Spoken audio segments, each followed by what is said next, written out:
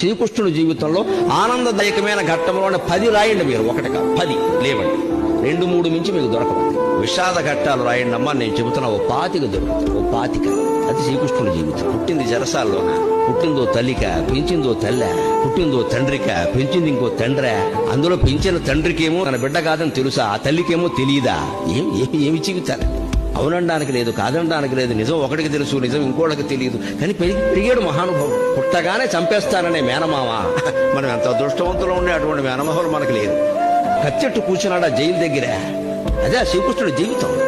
అవతార పురుషుడు అంటున్నారు కదా, మరి ఇంత భయంకరమైన జీవితంలో కూడా భగవత్తత్వాన్ని వ్యక్తం చేసిన మహానుభావుడు శ్రీకృష్ణుడు. కృష్ణం ముందే జగత్.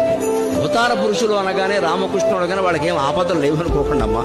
రామకృష్ణుడి దగ్గర నుంచి రామకృష్ణ పరమహంస వరకు అందరూ ఆపదలు పడ్డవాళ్లే, కష్టాలు ఎదుర్కొంటారు. ఆ కష్టాల్లో ఆపదల్లో ఎలా ఉండాలో వాళ్ళు చెప్పారు మనకి. అది